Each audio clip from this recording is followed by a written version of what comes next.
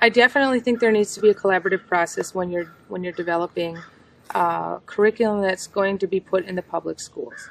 But I also think that there should be a Native advisory board or a core group of a mix of Native traditional people and Native educators that talk about what are the important things for this curriculum, or if this curriculum is collaboratively created, that is shared with this, I will call it an elder or a traditional advisory board, and they can give feedback.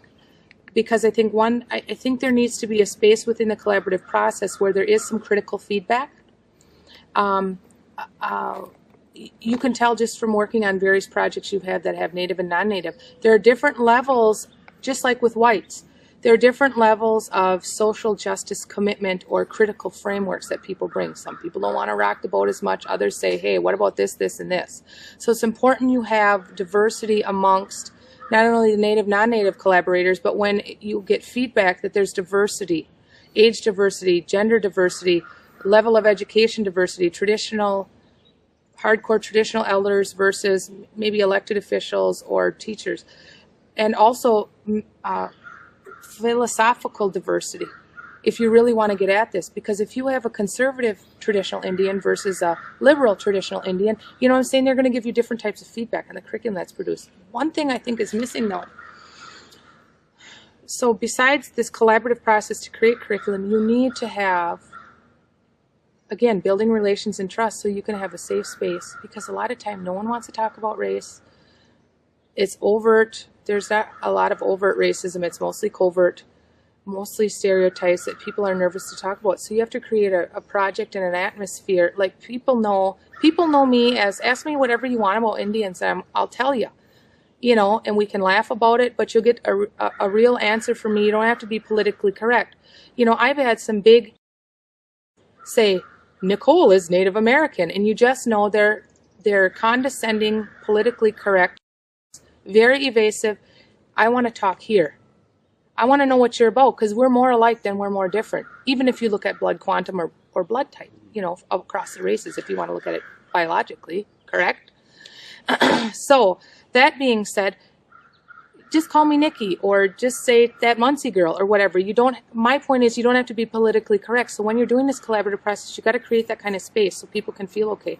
But beyond just the curriculum, you need to have professional development experiences that are commingled. I think you also need a very strong technical assistant specialist, so that if someone brings in an Act 31 curriculum, or like we have curriculum, the Mohican curriculum, which you're more than welcome to look at, I have a copy at the office, which is used K-12, you have to have someone that can say this is how it integrates, right? I feel pretty lucky because I can walk in, I'm multidisciplinary. I taught elementary ed, but you can go into any grade. I can go into any grade, and if we're talking, I don't care if you're talking math, science, social studies, history, name it, gym, whatever. I can work with the gym teacher, the math teacher, the science teacher, social studies, reading literacy teacher, and talk about how Native perspectives can commingle. You know, it shouldn't be separate.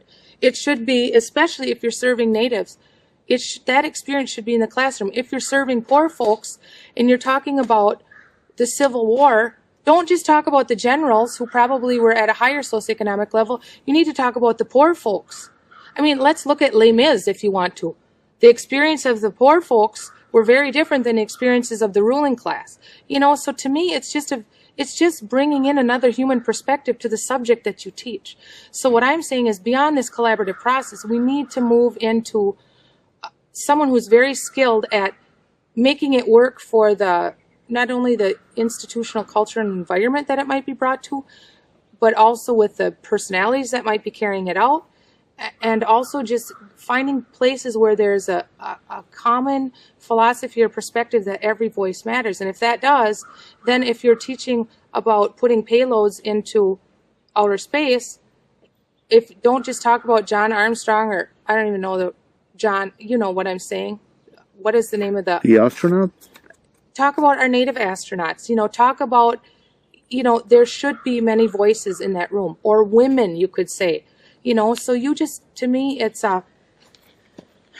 the content has to have, the content you bring has to be, somebody has to be able to teach how to implement that curriculum and how to feel comfortable with it, or it's just going to sit on the shelf.